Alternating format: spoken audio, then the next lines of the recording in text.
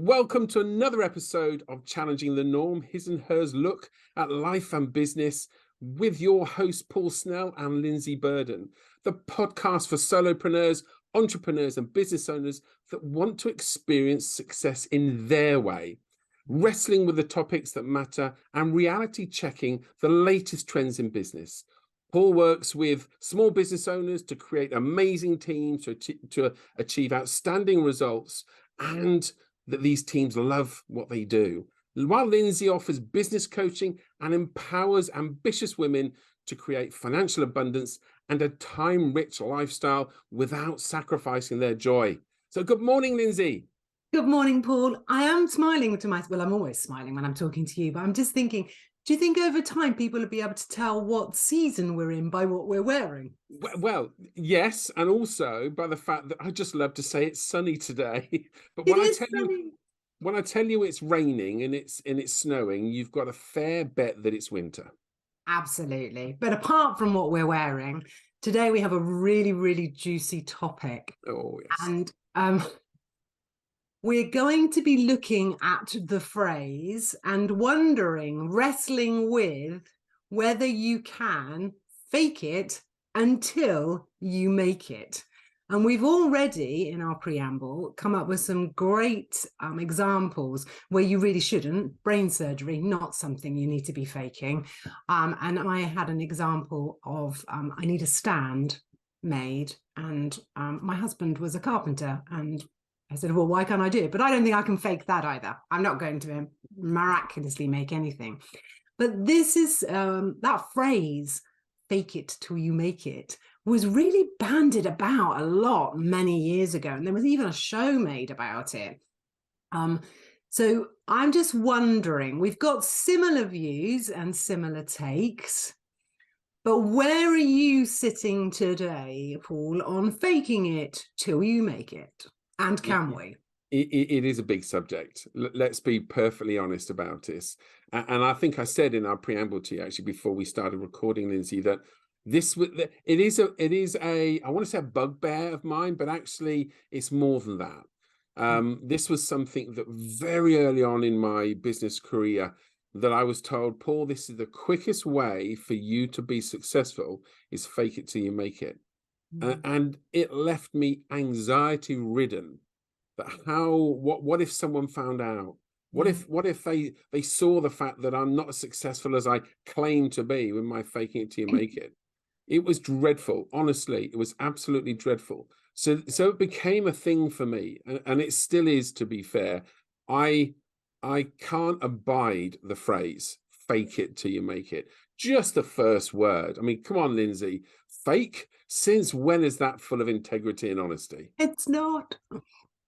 No, it's not. And what was really interesting when we were talking before we hit the record button was when we first started chatting, I thought, oh, we're going to be on completely opposing sides. It could be the first time ever. What a great podcast this might turn out to be. But ultimately, we're on the same page, as normally we are.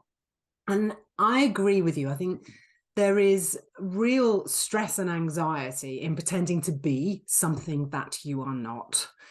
And for me, it's always about acting as if you've already arrived. And that's what we were talking about before, wasn't it? Before we hit record. And for me, the biggest leaps and bounds in my business have come when I have transported myself into the future and said, what would she do? So making decisions for my business, for my future business, not the one that I have today. And that's how we bridge the gap between where we are and where we want to be by making decisions from the future. And even that can bring up real feelings of anxiety and stress in itself. But for me, that's absolutely how I've made the biggest leaps. And that's absolutely how my clients make the biggest leaps, is by saying, okay, this is where I want to be. So what would she or he do, say, and then that's the work that we do. Mm. Yeah, I agree with you around this whole faking it. It really lacks integrity. And I think there was definitely a period of time when that's all we ever saw was, it was almost like you had to pretend to be somebody that you weren't. You had to pretend. And let's face it, with social proof available, it was really quick to be able to spot the true fakes.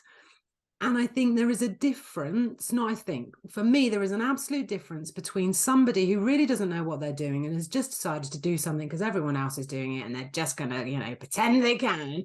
And somebody that goes, this is what I want to do and I'm going to learn and I'm going to become the best that I can be. And there is a real difference in that, isn't there?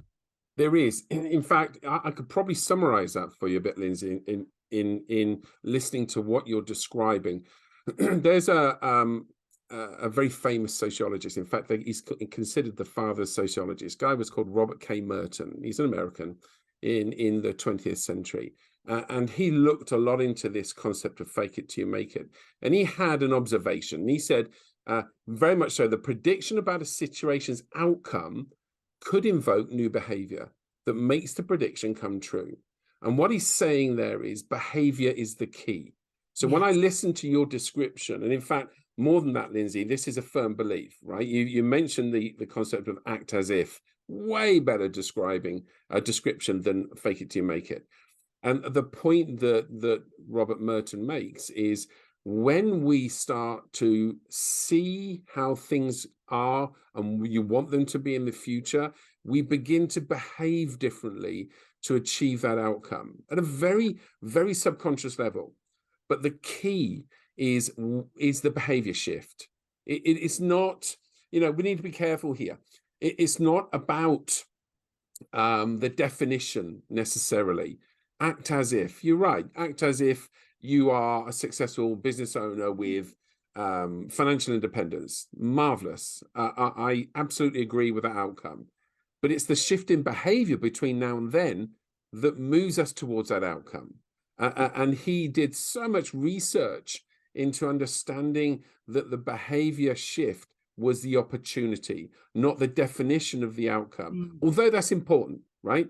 So I think distilling down your comment so far has been, well, we use this to shift behavior. Yes, it begins with mindset. Yes, it begins with a visualization. It's seeing what that can look like, what you want that to be. Totally agree. And then acting, which is the behavior shift.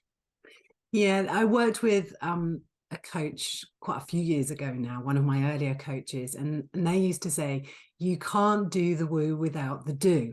So you can visualize all you like. You can say every single, affirmation in the mirror while you're cleaning your teeth. But unless you take the action, and in many respects, we've talked about this in previous podcasts, it's about taking the first step, the first tiny step, which will lead you to the next and will open up opportunities.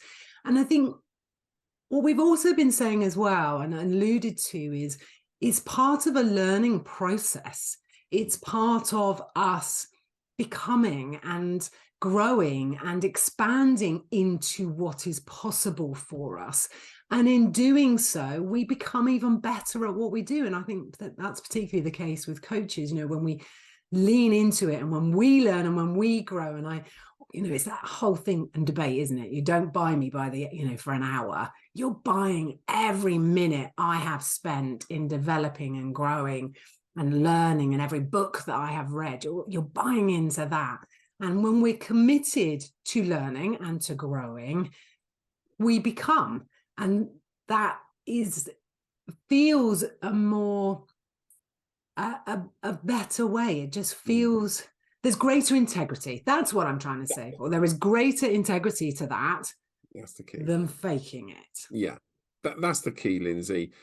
I think from the very off, the idea of faking it speaks of a lack of integrity, just so much. And we live in a world where the information that we're presented with can be very hard to validate. If someone turns around and says, look, I can make you a 7-figure business in 2 days, that's you go, no, that's not possible. And then there'll be a whole bunch of information that supposedly demonstrates that. It's very hard to validate that type of information one way or the other. But what we do know from experience is that the steps needed or the process needed, it doesn't happen overnight.